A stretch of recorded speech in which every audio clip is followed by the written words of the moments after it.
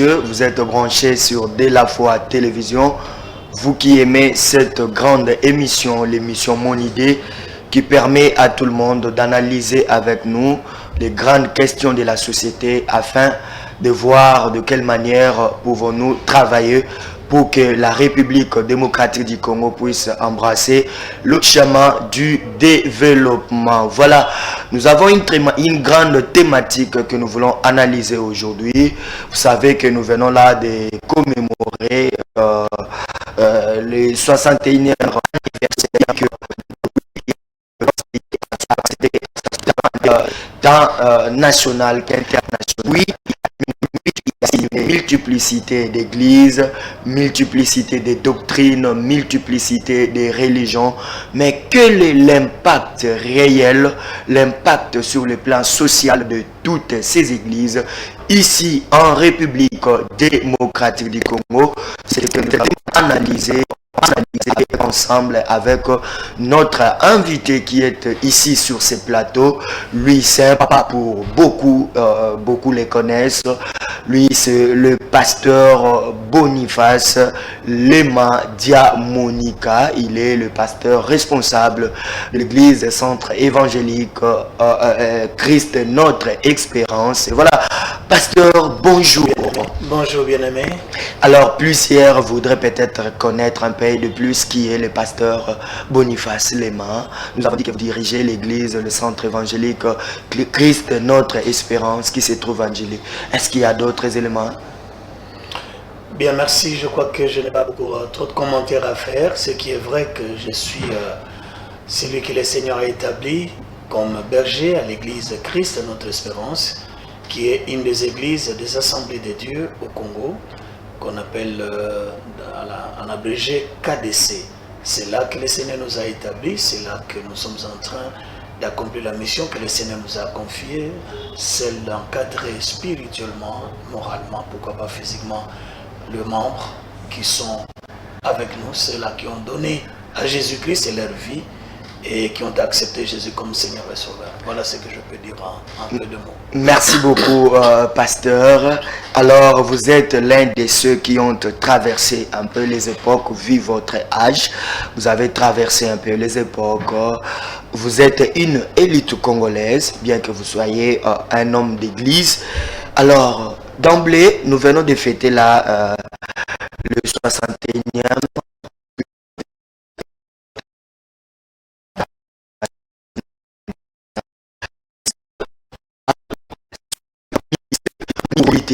Pour léguer à des générations futures que nous sommes un État souverain, un État indépendant. Est-ce qu'ils avaient bien agi? Bien aimé, je dirais, je répondrai par une réponse positive. Pourquoi? Parce que on ne peut pas être esclave dans son propre pays, n'est-ce pas? C'est vrai que nous étions sous la colonisation belge, mais nous n'étions pas indépendants, c'est-à-dire le noir, propriétaire de ces pays, nous n'avions pas le main libre pour faire ce que nous voulions, n'est-ce pas? Oui. Parce que nous étions sous la colonisation. Mais nos pères ayant trouvé que le moment était arrivé pour que nous puissions évoluer ou marcher librement, ils ont demandé certains qui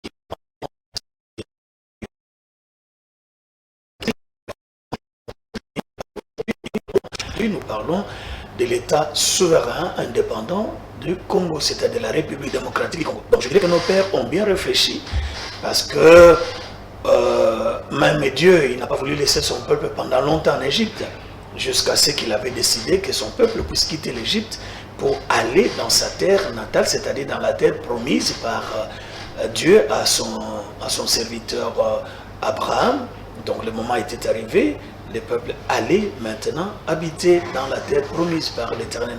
Donc c'est tout à fait normal qu'un peuple habite chez lui, tranquillement, et cherche comment se développer lui-même, au lieu d'être sur le joug de la colonisation. Je retiens votre réponse et surtout la dernière partie.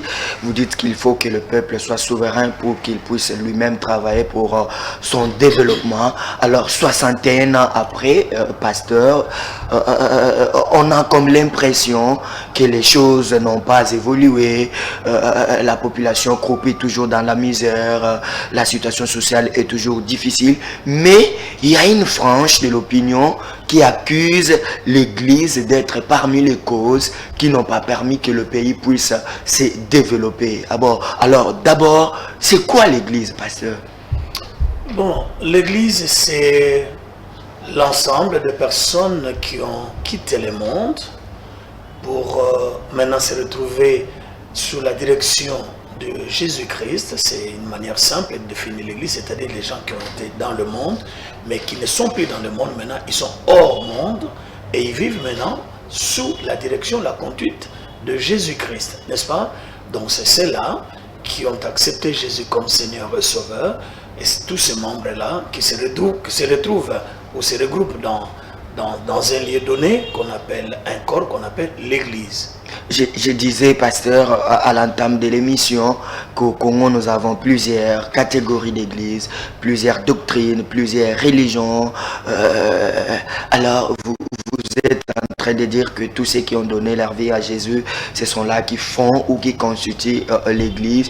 Mais il y a aussi une autre forme d'église, de gens qui n'ont pas donné la vie à Jésus, mais qui s'appelle église. Bien, moi je ne viens pas parler de cela parce que nous savons que notre État est un État laïque. Oui. Ce n'est pas comme sur d'autres. Si on dit que l'État a une connotation précise, oui. Il dit que nous, ici, nous pratiquons telle religion. Mais ici, chez nous au Congo, nous savons que, bon, tous peuvent se réclamer d'église, entre guillemets. Mais moi, je parle de l'église dont Jésus-Christ est la tête. Et nous, nous sommes les corps. Donc, je parle de cette église-là. Si vous voulez que je réponde d'une manière générale, l'église, je ne peux pas répondre parce que ce que moi je reconnais comme église, c'est là que je peux répondre. Mais alors, ceux qui ont donné la vie à Jésus, ils sont tellement nombreux. Il y a des catholiques, il y a des protestants, il y a ceux-là de l'église des réveils, vous des assemblées des dieux, donc tous ces gens-là, vous les remettez dans cette catégorie de personnes qui donc je dis tous ceux qui ont accepté Jésus comme Seigneur et Sauveur, oui. Et qui croient en la Bible comme la parole de Dieu, oui. Et qui croient qu'il y a un Dieu, il y a un Fils Jésus-Christ et il y a le Saint-Esprit, à ceux-là, je dirais que nous marchons ensemble avec eux. Merci beaucoup, pasteur. Alors, on se limite déjà jusque-là. Est-ce que cette église-là, dont vous reconnaissez être serviteur, est-ce que cette église-là est-elle parmi les causes qui ont fait que le Congo ne puisse pas se développer? Je souhaiterais peut-être que la personne qui a dit cela puisse étayer. Quand il dit que c'est l'église qui est la cause, en quoi l'église... Parmi les causes, c'est oui, pas la... parmi les causes, il faut qu'il définisse en quoi l'église est responsable de ce qui ne marche pas dans le pays. Parce que dire que est l'une des causes, jusque-là, la question n'est pas bien présentée. C'est par rapport à l'idée de Karl Marx, par exemple, ce philosophe allemand qui disait que l'église est l'opium du peuple. Mais je ne vois pas pourquoi on doit dire que l'église est l'opium du peuple, parce que nous ne faisons pas marcher les gens comme étant des moutons. Les gens qui viennent ont la tête et ont de l'intelligence, donc ils ne sont pas appelés à gober n'importe quoi, n'est-ce pas? Donc ce sont des gens qui réfléchissent. Et quand vous dites l'opium du peuple, c'est-à-dire parce qu'on disons que Dieu, recommandons tout entre les mains du Seigneur, c'est peut-être dans ce sens-là que ces philosophes pensaient que bon, ça c'est faire endormir le peuple en disant que c'est Dieu qui va tout faire à sa place. Oui, c'est vrai. Dieu ne viendra pas tout faire à notre place. L'Église a sa responsabilité.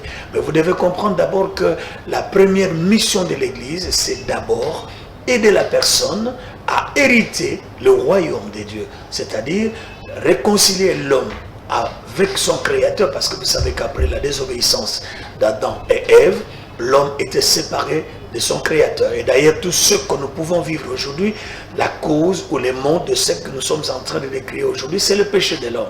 Parce que c'est le péché qui a fait qu'aujourd'hui, que nous puissions connaître de l'injustice et tout ce que nous pouvons voir dans le monde.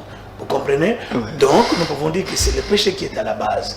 Alors, l'Église est là justement pour arriver à aider cet homme qui est tombé plus bas, cet homme qui est tombé dans l'immoral, cet homme qui a oublié comment vivre dans la société. L'Église est là pour redresser ce que la société ne peut pas faire. Vous devez comprendre aussi que lorsque nous parlons de l'Église, je disais que la première mission de l'Église, c'est de pouvoir aider l'homme à hériter la vie éternelle, être réconcilié avec son Dieu. Mais cela ne suffit pas. Parce que lorsque nous voyons la mission de Jésus-Christ, lorsque nous voyons son ordre de mission, quand nous parlons par exemple dans Luc chapitre 4, à partir du verset 15 et suivant, la Bible nous dit que nous ne voyons pas seulement dans son ordre de mission que Christ ne s'est attardé qu'au salut de l'âme. Mais l'homme, ce que nous appelons, c'est l'évangile holistique. Donc, qui veut dire? L'évangile holistique signifie que toutes les trois parties de l'homme sont prises en charge. L'homme n'est pas seulement âme. Il a le corps, il a l'âme et il a l'esprit. Et quand vous voyez la mission de Jésus-Christ, vous allez vous rendre compte qu'il s'est occupé de l'homme dans son entièreté. Il n'a pas seulement parlé du ciel, mais il a aussi cherché à mettre l'homme dans les meilleures conditions sociales, étant encore dans cette enveloppe. Vous comprenez? Donc, nous ne pouvons pas dire que l'Église a oublié la mission sociale. Non, l'Église a aussi une responsabilité sociale. Mais laissez-moi d'abord répondre à votre question, parce que les gens croient que ce n'est pas l'Église qui dirige. Vous comprenez? Oui. Ce n'est pas l'Église. Nous ne sommes plus à l'époque où nous parlions de la théocratie. Vous comprenez? À l'époque où nous parlions on parle de la théocratie, c'est-à-dire c'est Dieu qui était aux commandes de toutes les choses. C'est Dieu qui établissait ce qui dirigeait les nations. N'est-ce pas? Mais aujourd'hui, nous parlons de la démocratie. Ce sont le peuple eux-mêmes qui choisissent le dirigeant qui leur convienne. Donc, il ne faut pas venir faire porter cette charge-là à l'Église comme si... Et ces peuples-là, vous les avez dans les différentes églises locales, dans l'Église en général. Qu'est-ce que vous dites à ces peuples-là sur les plans social, pasteur? Parce qu'il y a par exemple Martin Luther qui disait que lorsqu'une église ne s'occupe pas de sa mission sociale, cette église-là n'a pas sa raison d'être. Écoutez, quand vous parlez que l'Église doit s'occuper de sa mission sociale, je venais de te dire tout à l'heure que la première mission de l'Église, ce n'est pas d'abord de donner le pain. Oui. Ça, c'est ce que nous devons mettre en tête. Oui. La première mission de l'Église, c'est de pouvoir aider cet homme à vivre conformément à la volonté de Dieu. Et c'est là, aucune institution dans le monde ne peut le faire. Il n'y a que l'Église. Vous comprenez? Vous êtes aujourd'hui président, directeur d'une entreprise donnée. N'est-ce pas? Oui. Avec une moralité, une basse moralité, n'est-ce pas? Oui. Alors, si cet homme-là pouvait donner sa vie à Jésus-Christ, on peut les gagner. Il va diriger autrement maintenant l'entreprise. Il ne va pas diriger l'entreprise comme un gars. Il va subir une transformation. Il va comprendre que cette œuvre-là ou cette entreprise-là, il est là comme un père de famille. Okay. Donc, il doit tout faire pour que tous ceux qui travaillent se retrouvent dans cette entreprise-là. Mais nous ne voyons pas quelqu'un qui n'est pas en Christ, qui ne connaît pas Jésus, dirige l'entreprise comme étant un bien privé. C'est d'abord l'affaire, il va chercher sa stabilité sociale personnelle, de sa famille, comme nous le voyons. Il achète, je ne sais pas moi, des villas pour sa femme, deuxième femme, troisième femme. Mais si cette personne connaissait Jésus-Christ comme Seigneur et Sauveur, je crois qu'il dirigerait autrement cette église-là. Vous voyez l'avantage? Donc l'église n'est pas là d'abord pour donner le pain, mais l'église est là d'abord pour aider cet homme à comprendre que nous sommes dans une société où nous devons faire la distribution équitable de ce que Dieu nous a donné dans cette République démocratique du Congo. Ça veut dire qu'il y a des richesses, qu'il y a tout ça, mais le partage n'est pas équitable parce que ceux qui dirigent... Il y a l'injustice sociale alors. Bien sûr, qui règne. Oui. Nous le voyons. Il y en a ceux qui deviennent qui demeurent riches et qui deviennent de plus en plus riches. Il y en a aussi ceux qui sont pauvres et qui deviennent de plus en plus pauvres. Alors, c'est pas ça. Alors, moi, en tant que pasteur, je ne veux pas... voyez, par exemple, je loue maintenant ce qui se passe, par exemple, lorsque nous avons des structures religieuses qui font des mémos, n'est-ce pas, Oui. à ceux qui nous dirigent. Oui. Sur tout point de vue, par exemple, ils donnent leur point de vue, voilà ce que les choses devaient, comment les choses devaient marcher. Ça, c'est le rôle de l'Église, n'est-ce pas? Donc, n'attendez pas d'abord à l'Église, que l'Église sorte, prenne des armes et prenne, je ne sais pas moi, des bâtons pour chercher à revendiquer sa vie sociale. Non, non. Non, ce n'est pas ça d'abord la responsabilité de l'Église. Pasteur, vous avez dit un patron, un PDG, quelqu'un qui dirige une entreprise, que ce soit une entreprise de l'État par exemple, s'il est membre de l'Église, il va diriger autrement.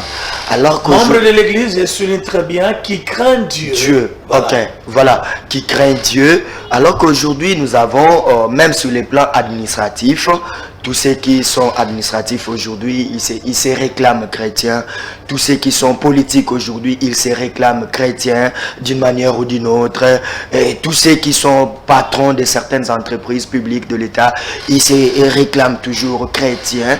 Mais au regard de ce que nous voyons, si nous voyons par exemple le travail que fait l'IGF aujourd'hui, on voit toutes ces structures-là, on voit la justice, on voit de plus en plus que ceux-là qui se disent chrétiens et qui ont une portion de pouvoir quelque part, ce sont ceux-là aussi qui tombent parfois dans ce que nous appelons les détournements, les malversations, des histoires comme ça.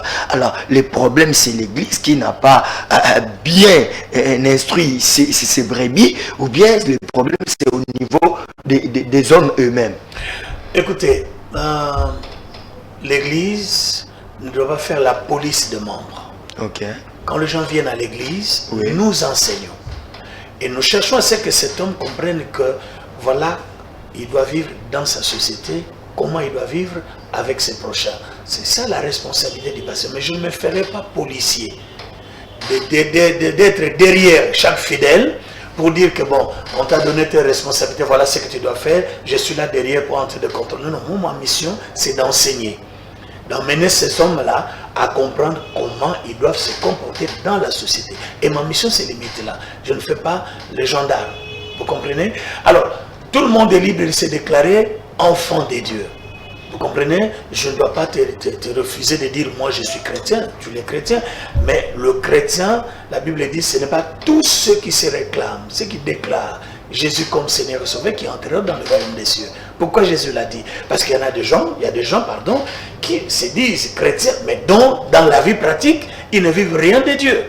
Vous comprenez? C'est ça la réalité. Mais parmi ceux-là aussi, je dirais qu'il y a des gens qui ont compris, qui ont accepté Jésus comme Seigneur et Sauveur et qui dirigent d'une manière correcte les entreprises ou là où ils ont une certaine responsabilité. Je ne parle pas seulement d'être PDG, mais chacun dans son coin, maman au marché, papa je ne sais pas moi dans son champ, chacun doit se comporter comme étant un enfant de Dieu. Je crois que si tout le monde se comportait de cette façon-là, et le Congo serait un petit paradis parce que nous avons un grand nombre de gens qui se réclament être des chrétiens et qui vont dans les églises, mais dont de fois malheureusement la vie n'est pas conforme à ce qu'ils écoutent dans les églises. Alors là, c'est l'Église qui a failli. Alors.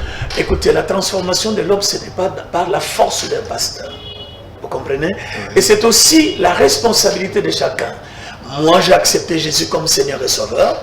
J'ai compris qu'est-ce que je dois faire, comment je dois me comporter. Je n'ai pas besoin d'un gendarme, je n'ai pas besoin d'un pasteur derrière moi pour que je vive la parole qui m'est enseignée. Vous comprenez? Donc, le problème, c'est que les gens viennent à l'église, nous enseignons la parole de Dieu. Pour ne pas me répéter, je ne me fais pas le policier. Je crois que la parole qui est prêchée est entrée dans les oreilles de quelqu'un qui a intériorisé cette parole et qui doit vivre cette parole dans sa vie de tous les jours. Je crois qu'à ce moment-là, et les choses iront très bien. Pasteur, je vais vous citer un homme de Dieu comme vous, un autre pasteur qui est français, il s'appelle le pasteur Richard Gelin, qui disait ou qui estime que l'Église, l'Évangile doit avoir pour conséquence le changement social de la vie humaine. Alors que si nous regardons, en tout cas au regard de tout ce que vous venez de dire, c'est comme si au Congo, l'évangile jusque-là n'a pas encore transformé la situation sociale, la condition sociale de la vie humaine. Bien-aimés, je crois que je vous dirais, quand vous dites que l'Église doit transformer, c'est vrai, l'Église fait partie de ce peuple. Nous sommes Congolais, et parmi ces Congolais-là, il y a aussi des chrétiens, n'est-ce pas? Oui. Mais il faut comprendre qu'il faut faire dissocier la responsabilité de chacun. Je ne gère pas au quotidien le show de l'État. Oui. Ce n'est pas moi qui suis le ministre des Finances, ce n'est pas moi qui suis le président de la République, ce n'est pas moi qui suis, disons, tous ceux qui ont des responsabilités. Il y a un gouvernement, vous comprenez, qui a la charge de pouvoir travailler pour le bien du peuple. Vous comprenez? Oui. Donc ce n'est pas le pasteur à qui revient cette première responsabilité. Non, non, nous avons un gouvernement. Nous avons élu un président qui a mis en place un gouvernement. Et le gouvernement, il y a aussi le ministère sectoriel, c'est-à-dire ceux qui travaillent en collaboration avec ces différents ministères. Vous comprenez? Oui. Donc, vous ne pouvez pas dire que ce sont le passé, c'est l'Église. Non, non. Si vous dites ça, donc la responsabilité est partagée. Quand vous dites que tout le monde est chrétien, tout le monde est pris quelque part, donc la responsabilité est partagée. Donc vous n'avez pas à faire porter cette étiquette à l'Église pour dire que c'est l'Église qui a fait que les choses ne marchent pas. Non, alors, nous faisons notre part. Oui. Laissez-moi vous dire d'abord, je reprends ce que j'avais commencé à dire. Notre première responsabilité, ce n'est pas d'abord donner le pain. Notre première responsabilité, c'est de pouvoir aider l'homme à vivre en bon terme avec son Dieu. Mais dans cette mission, il y a aussi la responsabilité sociale de l'Église. Parce que Christ Christ aussi avait donné du pain, pasteur. Après avoir prêché, les gens avaient eu faim plutôt, et il était déjà arrivé à un moment un peu tardif. Et puis, il a demandé que l'on serve du pain. Est-ce que la première mission pour que ces gens-là se retrouvent ensemble, c'était pour venir prendre du pain, manger du pain? Vous en connaissez plus, pasteur. Voilà, c'est vrai qu'ici, c'est pas moi qui pose les questions, c'est vous qui posez les questions. Mais j'aimerais vous dire que l'objet de la réunion n'était pas venez, on va partager le pain. Venez d'abord pour écouter le message du royaume. Parce que le temps était passé. Jésus a demandé à ce qu'on leur donne à manger. Parce que Jésus comprenait qu'ils ne sont pas seulement esprit, ils ne sont pas seulement âme, ils ont aussi un corps. N'est-ce pas? Voilà pourquoi je disais que l'Église prêche un message qui est holistique, c'est-à-dire un message qui prend en compte l'âme, le corps et l'esprit de l'homme. Je peux vous lire quelques versets dans la Bible pour vous dire que l'Église n'oublie pas sa responsabilité sociale, n'est-ce pas? L'Église reconnaît sa responsabilité sociale. Alors, mais quand vous dites que si la société a échoué, c'est parce que l'Église a failli à sa mission, là, je doute fort parce que il faut bien partager les responsabilités. Merci beaucoup, parce qu'avant que vous ne lisiez vos portions des Écritures saintes, j'aimerais poser ma question dans une autre façon, allais-je dire. Pasteur, vous dites que la mission première, c'est de permettre à tout le monde de vivre en bon terme avec son Dieu, son Créateur. Mais au-delà de ça, s'il vous était demandé de dire en quelques mots la responsabilité sociale de l'Église, comment allez-vous y prendre? Ok, merci pour la question. Lorsque nous disons la responsabilité sociale de l'Église, je vous donne des exemples très pratiques, n'est-ce pas? Et les églises peuvent avoir de fermes avicoles, peuvent avoir de champs. C'est la responsabilité sociale de l'église. Et les églises le font. Les églises peuvent avoir des entreprises. C'est la responsabilité sociale de l'église parce qu'ils donnent l'évangile pour l'âme. De l'autre côté, ils donnent aussi le pain. L'église construit des écoles. Je vous donne par exemple, pour les assemblées de Dieu que nous sommes, nous avons plus de 1300 écoles sur l'étendue de la RDC. Et au jour d'aujourd'hui, je crois que c'est déjà au-delà de 1300.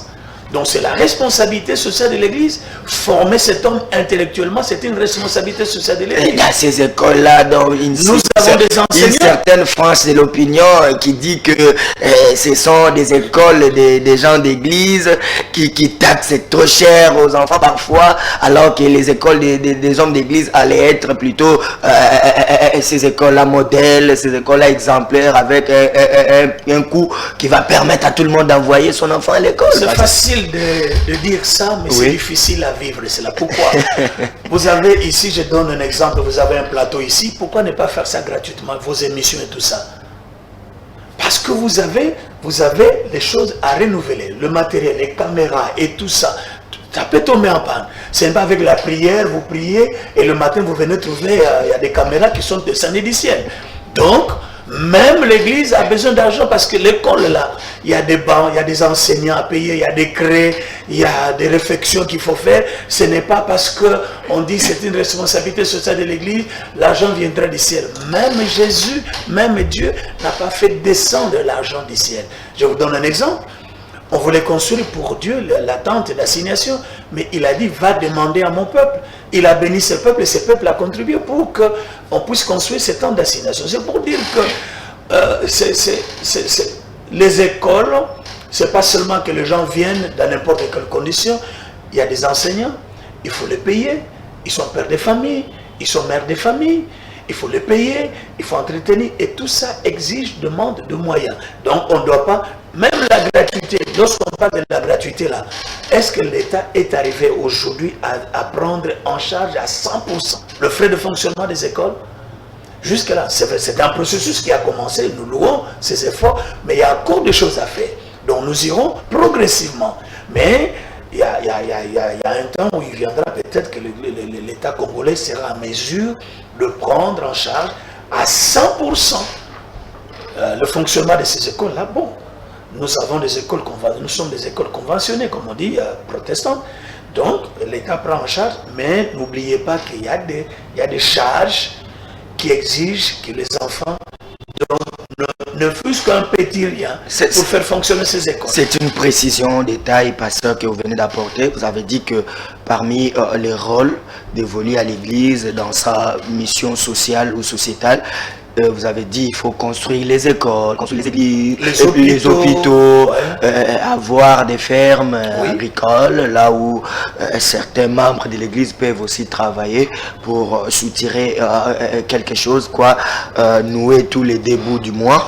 Mais s'il vous était demandé de mesurer un peu l'impact social de l'église, parce qu'après 1960, on a eu un peu montée de l'évangile, montée des églises ici au Congo. Mais c'est quoi l'impact réel, pasteur?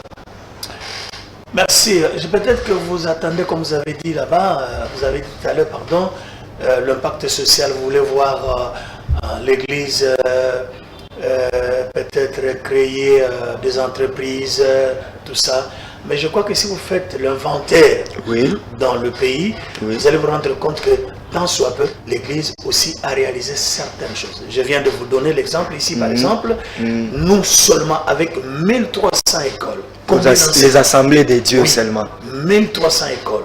Aujourd'hui, au jour d'aujourd'hui, parce que là je dis, lorsque j'étais représentant légal, premier suppléant, j'avais toutes ces informations-là. Vous comprenez? Donc, si nous avons déjà 1300, et si nous pouvons aller à côté, les catholiques, combien ils ont, et nos amis de réveil aussi, combien ils ont, et tous ceux qui se réclament de Dieu, combien d'écoles ils ont, vous devez comprendre que nous avons un grand nombre de citoyens congolais que l'Église prend en charge. Donc vous réfutez l'idée de Karl Marx qui disait que l'Église est l'opium du peuple, parce que lui entendait en cela que c'était un moyen où les puissants du monde ils ont mis en place pour que les pauvres puissent se réjouir toujours dans leur misère. Non, ça ce n'est pas l'évangile de Jésus-Christ. L'évangile de Jésus-Christ dit que l'homme doit être heureux. Heureux les pauvres. Non, c'est pas ça. Heureux les pauvres. Quand on dit, il faut très bien exploiter cela, les versets de la Bible. Quand la Bible dit heureux les pauvres, il ne parle pas dans le sens où les gens ont exploité ces versets bibliques pour faire endormir les gens dans la pauvreté.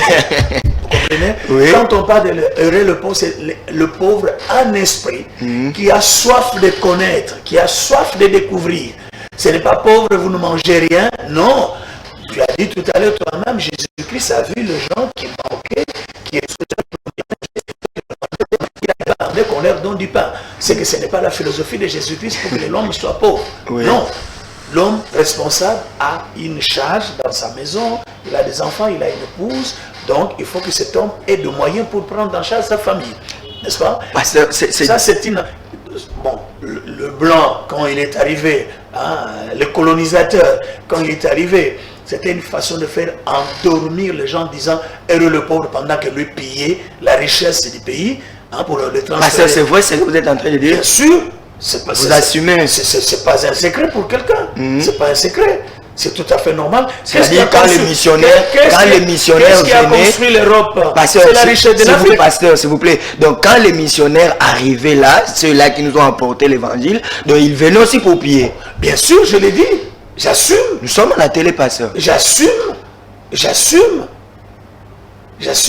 Pendant qu'il disait, heureux le pauvre, c'était pour faire dormir les gens en disant que, bon, les gens occupaient au bord du royaume seulement le ciel pendant qu'ils mangeaient 4 fois le jour. Le matin, ils avaient le beefsteak. À midi, ils avaient un repas. Le soir, une tasse de café. Non, ça, c'est pas l'évangile de Jésus-Christ. Ça, je dis, quand la Bible dit heureux le pauvre, c'est-à-dire le pauvre en esprit, c'est quelqu'un qui a soif de connaître, de chercher les choses de Dieu. Ce n'est pas dans le sens de dire restez pauvre parce que le royaume des cieux est des pauvres. Non. Lorsque vous lisez la Bible, à partir de l'Ancien Testament, vous allez vous rendre compte qu'Abraham était riche. Il avait de fermes, il avait beaucoup d'argent. Ses enfants ont eu aussi beaucoup d'argent. Quand vous lisez la Bible ne parle pas de la pauvreté comme étant une vertu. Non. Au contraire, quand quelqu'un est pauvre, il va commencer à blâmer Dieu. Parce qu'il n'a rien à manger. Même s'il vient de prier, Seigneur, il loue le Seigneur. Mais quand il rentre à la maison, ses enfants n'ont rien à manger. Il va commencer à blâmer, c'est Dieu qui vient de louer. Donc, la pauvreté n'est pas une vertu biblique. Non. Dieu a donné à l'homme le travail pour qu'il se prenne en charge. Donc, il ne faut pas dire que cette philosophie, heureux le pauvre, vient de Dieu. Ça ne vient pas de Dieu. C'est dans la Bible. Je t'ai expliqué la philosophie, disons le contexte de ces versets bibliques. Ce verset biblique ne dit pas heureux le pauvre parce que vous allez hériter le royaume des cieux. Ne mangez pas, restez affamés et c'est alors que vous allez hériter les cieux. Non, heureux le pauvre en esprit. La Bible souligne très bien en esprit. Parce que avoir soif maintenant de découvrir. Quelqu'un qui n'a pas soif, il n'a pas à chercher à découvrir. Mais quand j'ai soif de connaître, quand je me sens pauvre, c'est-à-dire je manque spirituellement des choses, n'est-ce pas? Et à ce moment-là, je vais chercher à découvrir, à voir ce que je manque. Vous avez dit l'église doit dire aux gens d'aller au travail, les gens doivent travailler, mais une autre forme, selon moi, d'appuyer cette idée, sinon de comprendre l'idée de Karl Marx, c'est quand on dit endormir les gens, c'est parfois les moments où les gens devaient aller au travail, et vous les gardez à l'église, des jeunes et tout ça, des histoires comme ça, pendant que les autres travaillent. Nous, on est là dans les montagnes, on est par-ci, par-là pour prier. Écoutez, bien-aimés dans le Seigneur, oui. je dirais ceci. Oui. Quand vous parlez que l'église retient les gens dans l'église, bon, je ne sais pas si c'est quelle église, mais moi je vous dis chez moi, là où le Seigneur m'a établi comme berger, je ne retiens pas les gens. J'organise des activités. Ceux qui sont libres viennent participer. Ceux qui travaillent, ils vont dans les travails. Ceux qui sont dans les séquiliers, c'est-à-dire dans les affaires personnelles, ils peuvent aller vendre. Au moment opportun, ils peuvent fermer les entreprises et ils viennent participer au culte. Donc, moi, je ne peux pas encourager en tant que pasteur de dire, prenez les gens, gardez-les dans la permanence. Vous ne serez pas en mesure de le payer tous. Nous gardons ce dont nous avons en responsabilité des pères. Par exemple, ce que nous appelons les gens qui travaillent en plein temps. Comme à l'église, j'ai des secrétaires, il y en a 2, n'est-ce pas? Et je suis là moi-même, il y en a aussi 2 ou 3 à qui nous avons 3 sentinelles, 2 sentinelles, nous avons des gens à qui nous payons parce qu'ils sont en plein temps à l'église. Mais vous demandez à quelqu'un de rester à l'église, venez prier du matin au soir et vous dites au soir, rentrez chez vous à la maison. Mais avec quoi il va faire face? Non, Non, c'est pas ça. C'est pas ce que la Bible dit. Voilà pourquoi j'aimerais vous dire que je suis contre cette philosophie-là. Oui, pasteur. Moi, j'encourage les jeunes gens à étudier. Moi, je pense que, pasteur, c'est une interpellation. Je vais vous demander vraiment avec tout le respect de regarder un peu votre caméra, de dire ça à vos collègues serviteurs de Dieu, mais aussi aux enfants de Dieu qui nous suivent, que certaines activités, c'est pour les gens qui sont libres, c'est pas pour tout le monde. Bien-aimés collègues ministres de Dieu, nous ne pouvons pas retenir les gens dans nos églises dont nous sommes incapables de les prendre en charge matériellement ou financièrement parce qu'ils ont des familles à nourrir. Nous avons des activités, quand nous organisons ces activités-là, le matin, ceux qui sont libres pour les activités du matin, ils viennent. Les activités du soir, ceux qui sont libres, qui ont terminé leur travail à 8h, pardon, à 12h, 13h, 15h, viennent à l'église. Et ceux qui terminent à 17h, après le travail, ils viennent à l'église. Nous n'avons pas droit de maintenir les gens dans la pauvreté, les garder dans l'église, et puis dire non, que le Seigneur vous bénisse à la fin. Non, ils ont des enfants, ils ont des charges, ils ont des responsabilités. Si vous gardez les gens à l'église, soyez aussi à mesure de le prendre en charge. Sinon, ce n'est pas ce que la Bible enseigne. Dans la Bible, nous voyons le travail comme étant une vertu. L'homme doit travailler.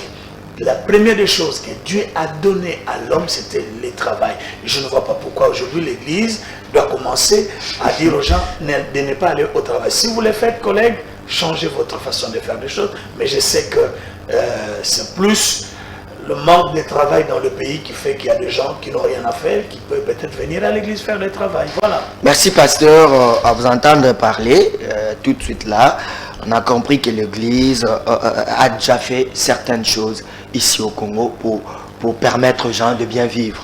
Mais s'il vous était demandé, pasteur, de ce qui reste à faire, c'est-à-dire maintenant là, le Congo est dans une phase de se reconstruire, d'embrasser le chemin du développement. Et pour cela, on a besoin de tout le monde. Mais quelle pouvait être maintenant la contribution qui reste à l'église pour que le Congo puisse se développer?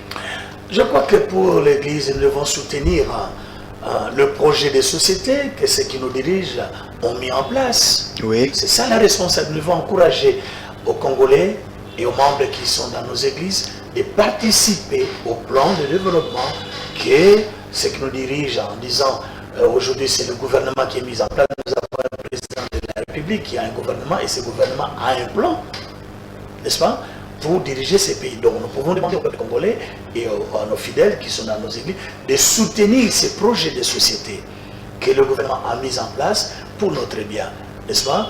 Et nous devons aussi demander à ceux-là qui sont au pouvoir de comprendre que ceux-là aussi qui sont aujourd'hui sans travail, et ils doivent tout faire pour qu'il y ait des entreprises, qu'il y ait des investisseurs qui viennent dans le pays. Au lieu de faire nos querelles inutiles, la politique, cherchons d'abord à sécuriser ces peuples. S'il y a des entreprises, il y a des gens qui travaillent, je crois qu'il y aura moins de problèmes dans le pays. Donc nous avons besoin que le Congolais soutienne et accompagne ce que le gouvernement a mis comme projet de société en place. Et c'est à ce moment-là que chacun trouvera aussi son salut dans ce que le gouvernement est en train de faire. Pasteur, vous êtes un homme de Dieu. À l'époque, en Israël, avant de prendre toutes les grands, on s'est référé aux hommes de Dieu, aux prophètes à l'époque. Mais aujourd'hui, c'est bien que vous venez de parler aux autorités politico-administratives, vous avez parlé à tout le monde là. Est-ce que vous pensez vraiment que l'église congolaise aujourd'hui, ces autorités, la politique, vous font encore confiance? Bon, je dirais oui et non. Je dirais oui parce que... Expliquez-vous, parce que vous êtes l'église. C'est ce que je voudrais dire. Oui. Je dirais oui et non. Pourquoi je dis oui? Je dis oui parce que la véritable église est là. Le vrai serviteur de Dieu aussi sont là. Donc, ces hommes politiques doivent faire confiance à l'église et à ces hommes de Dieu.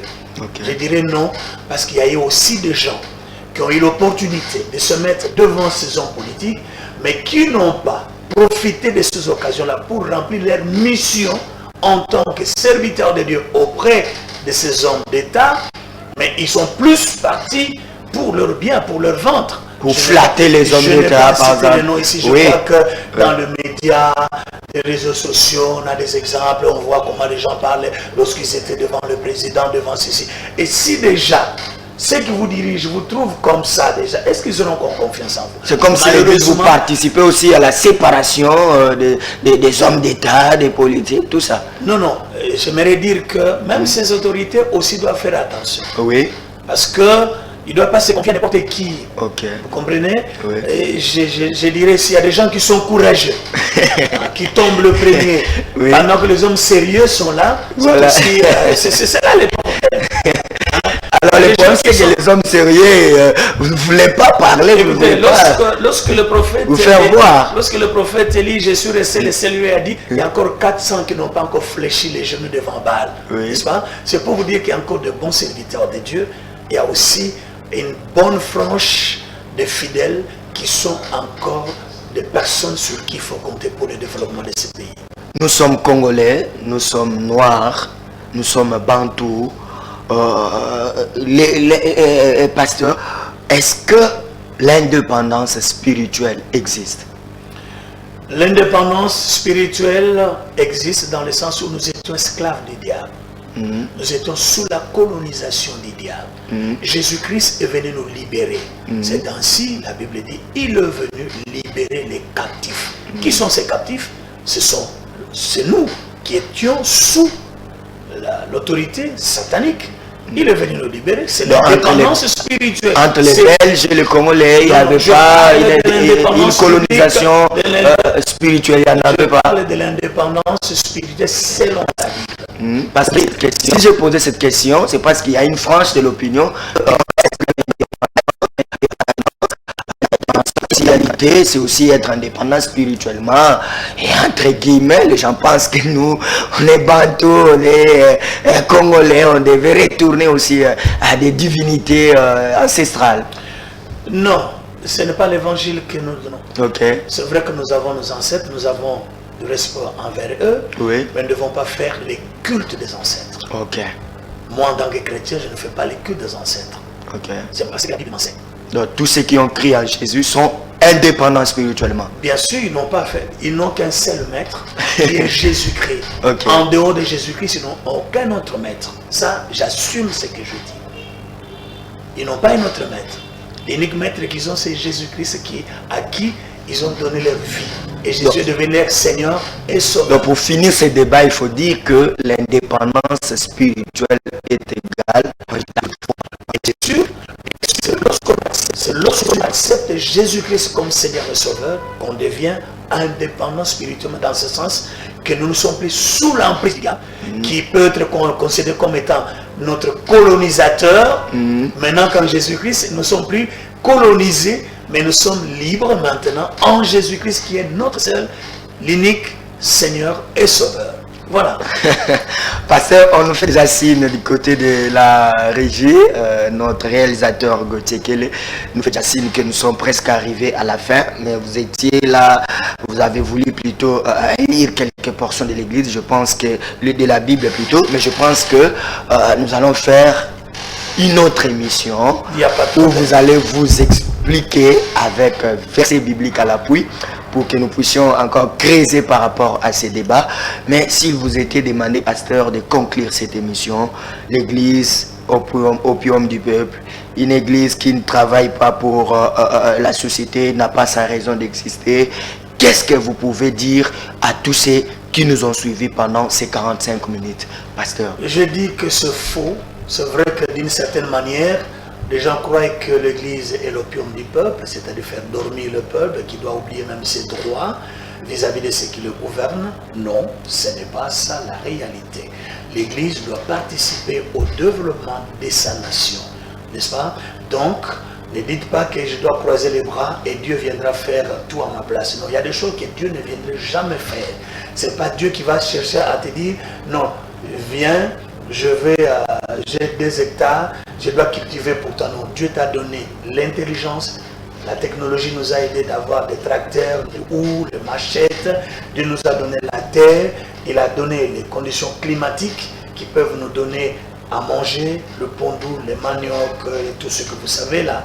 Donc n'attendons pas Dieu, c'est à nous de nous lever pour travailler pour notre bien-être. C'est à nous de nous lever pour développer notre nation. N'attendons pas Dieu. Dieu ne viendra pas le faire à notre place. Il est de notre responsabilité. Voilà pourquoi l'Église devons enseigner au peuple de Dieu les travail. Priez, mais travaillez. Priez, développez votre nation. Un peuple qui néglige sa nation est un peuple qui est appelé à disparaître. Voilà ce que je peux dire.